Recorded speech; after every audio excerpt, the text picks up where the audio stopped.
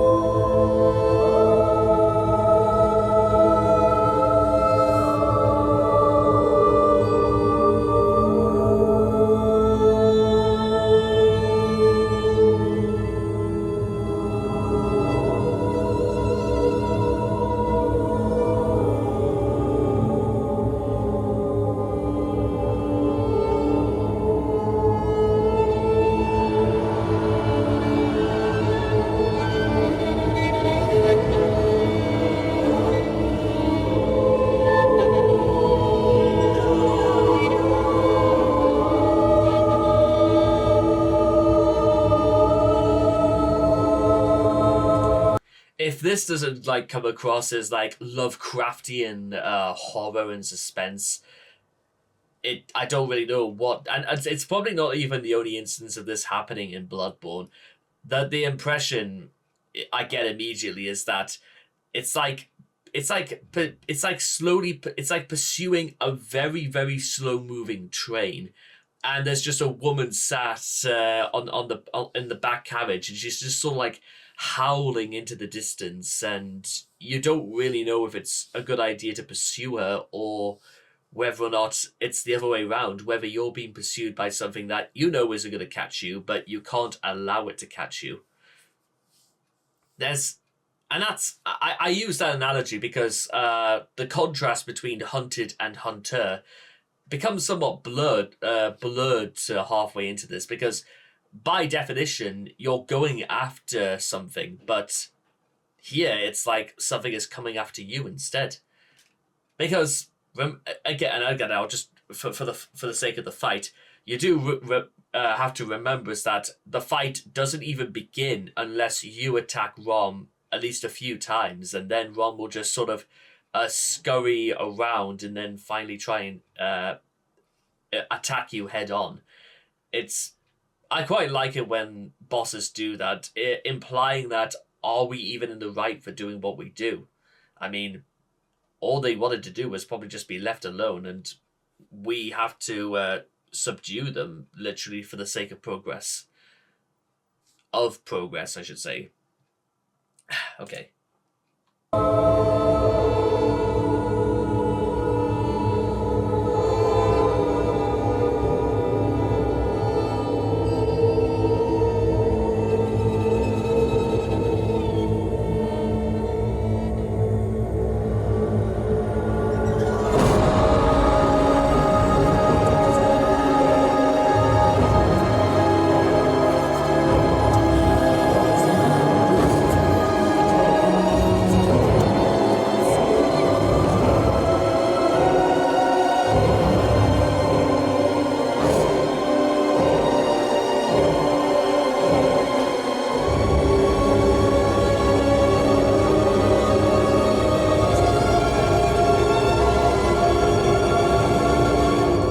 And again, I know it's sort of in its second phase where Rom does this like comet meteorites that just shoot out of the ground.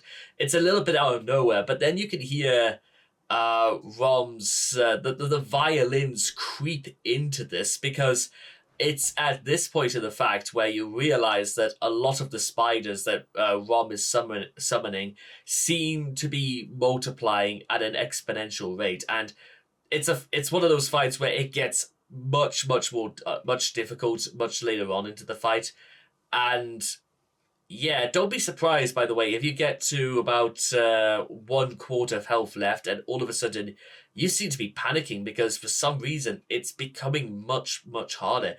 And by the way, Rom isn't even a DPS test. It's not even a fight where it's seeing if you could put out as much damage as you can, because bear this in mind, ladies and gentlemen, before we continue, is that Bloodborne isn't really a Souls-like game, despite it being from Software. It's a Metroidvania as opposed to a Souls game, and you kind of have to play it a little bit to the impact of a Metroidvania.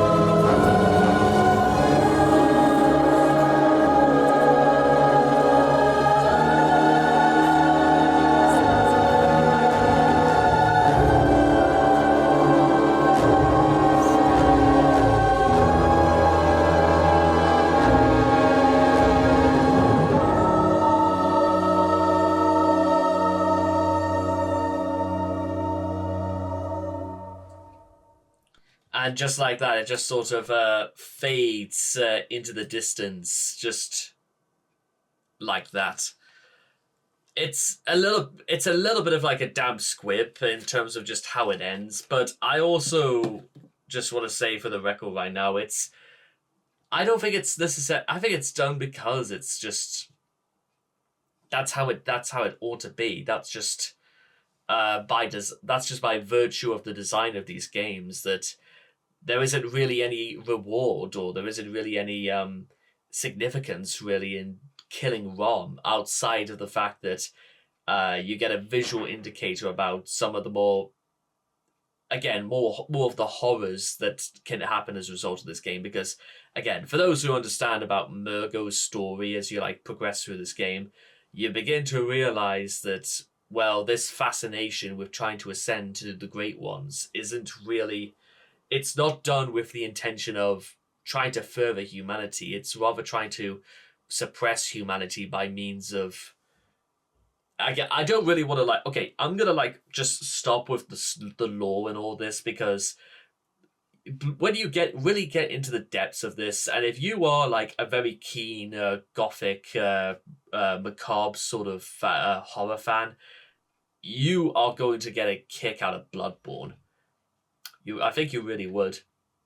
But again, that's more for the people to decide. And what else can I say? That is, as they say, that. And with all that being said and done, I hope all of you guys have enjoyed this OST reaction to Rom the Vacuous Spider, and I cannot wait to talk to you guys again in the next video. Take care, and bye-bye for now.